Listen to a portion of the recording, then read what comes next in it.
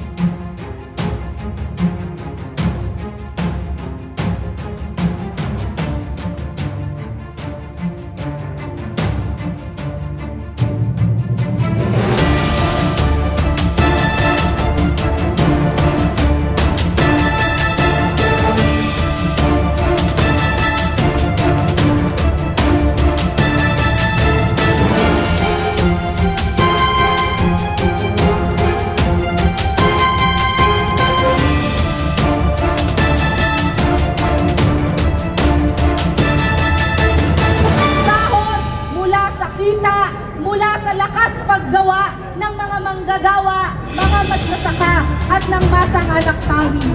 Samantalang ang mga mamamayan, 2 beses na lamang o 1 beses na lamang kumakain sa kada araw. Lahat po ba dito ay kumain ng almusal? Pakitaas nga po yung kamay ng mga kumain ng almusal ngayong araw. Wala na, no? Gaya natin, yung mga kababayan natin sa mga komunidad, yung mga nanay ho, hindi na ginigising yung mga bata sa umaga para i-budget yung kakarampot na kita ng bawat pamilya. Pinakakain na lamang ang mga bata ng tanghalian at hapunan. Ganito ang krisis sa kasalukuyan sa ilalim ng gobyerno ni Bongbong Marcos Jr. Kaya mga kasama, mga kababayan, tuloy-tuloy lamang ang ating pagkakaisa at paglaban dahil tandaan ho natin, ang gobyerno ni Bongbong Marcos, araw-araw tayong pinupugisan, pero araw-araw din tayong ninanakawan. Maraming salamat mga kasama, tuloy-tuloy lamang ang ating paglaban. Ang 4PH ay hindi kaya ng mga moralita. Ang 4PH ay para lamang sa may kaya at kayang bayaran ang mataas na bayarin sa pabahay. Hindi nasusolusyonan ang totoong problema ng mamamayan, lalo na ng mga moralita. Pinapalala pa ito ng malawakang korupsyon at ang pagbabago ng klima sa mga komunidad na may malaking epekto sa buhay at kabuhayan. Kaya ang panawagan natin, wakasan ang kahirapan, wakasan ang korupsyon, itayo ang gobyerno ng masa. Totoong zona ng sambayanan. Ako po si Orly Galliano, Pangulo ng Zone 1 Tondo Organization. 5 dekada na ang nakakaraan, problema ang maluwakang demolition sa Metro Manila. Pagkatapos ni Marcos Sr., narito si Marcos Jr. Nagupo pa lang ni Marcos Jr., 6.5 milyong Pilipino ang walang maayos na 2022 hanggang June 2026. Ang naitayong pabahay ay kulang-kulang 600,000. Ibig sabihin, wala pa sa 10% ng problema ng mga moralita ang sinusunod ng gobyernong ito. Mas pinalala pa ito ng korupsyon sa ating bansa.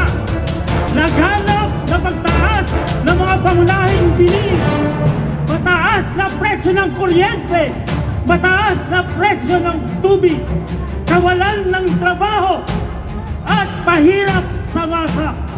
Ito ang gobyernong Marcos. Di ang mamamayan. Ganito kamahal at kasakit sa ating bansa. Habang nagpapakaganit ang mga politiko, ang mga nag-aaring uri. Buhay! Buhay ang binabayad ng napakaraming mga Pilipino. Kaya Bongbong Marcos Jr., mga kurap, at inyong mga kaalyado, inyong mga kasabwat, kayo mga taksil sa bayan, kayo! Higit pa sa sakit, kayo ang pumapatay sa sambayan ng Pilipino. Kaya mga kasama, sama-sama, tuloy-tuloy ang ating laban para sa isang libre, komprehensibo at kompetitibong healthcare system. Tanggalin ang 12% VAT sa ating mga gamot at kalampagin ang gobyerno para bigyan ng direktang pondo ang ating pampublikong kalusugan. Serbisyo sa tao! Huwag gawing negosyo! Kung bakit mas masahol pa siya sa walang silbi dahil yung mga walang silbi, wala lamang silbi. Si Bongbong Marcos, wala nang silbi, pero wisyo pa sa mga mangisda, pero wisyo sa mga ito. Ano yung mga mangisda? 4 na taon na siyang walang kahiyan, batay sa kanyang track record, sa kanyang panunungkulan, patuloy na nalulubog, nalulubog ng kahirapan ang mga mangisdang matatandaan ng nakaraan. Binanggit niya ang science-based tulog sa pangisdaan. Ano nangyari? Ayun, wasak ang kalikasan, wasak ang pangisdaan. At upang magposturang makakalikasan si BBM sa ilalim ng kanyang Philippine Development Plan, inalaganap ang mga renewable energy para sa malinis na hangin puno.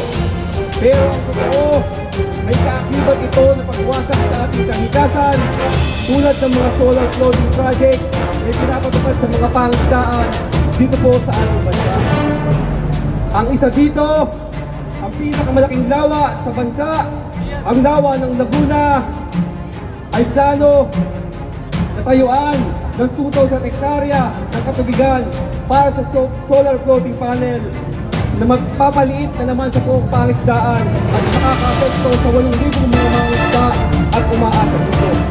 At may mga nakaamba din sa iba't iba pa, Cebu, Tanglak, Isabela, Valencia at sa iba't ibang sulok ng ating bansa.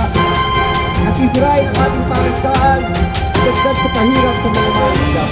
Sa katunayan, kasama, ang target ng DOE ay maabot sa 3,000 megawatts na kapasidad sa darating na 2030. Kaya't malinaw, isang malaking kasinungalingan ang science-based BBM. Dahil ang tunay na science-based ay may kaakibat na Ang dayuhan at inyong pinatulong, manalangin tayo. Aming Diyos, laganap ang kagutuman at kahirapan. Tinawag mo kami upang maging mapagmalasakit. Itinuloy mo kami sa pagkakat ng mabuting balita ng kaligtasan. Miss Bagong Pilipinas. Para hindi masyadong mag-amoy martial law. Now, let me tell you the details of the state of the nation in the year of our Lord, 2026. Tigil! Tigil! Hindi nyo kasi nawalihan yan! Tigil! Upang ikakagabi ng tunay na kalagayan sa sambayan ng Pilipino! Tungayan ng tunay na kalagayan ng Pilipinas! Ito ang tama ng sambayanan 2026! Ang maabot natin was my Philippines a new society, isang bagong lipunan.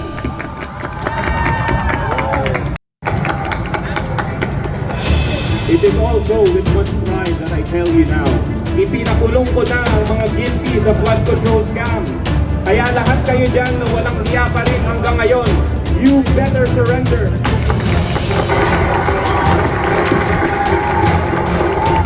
And yes, pinalayas ko na ang China sa West Philippine Sea.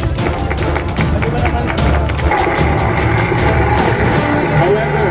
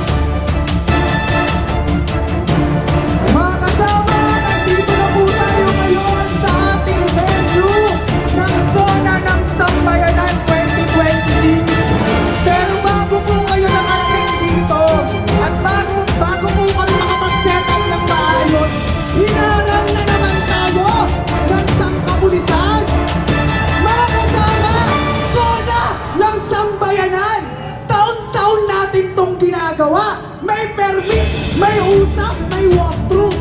Pero mga kasama, anong ginagawa sa atin?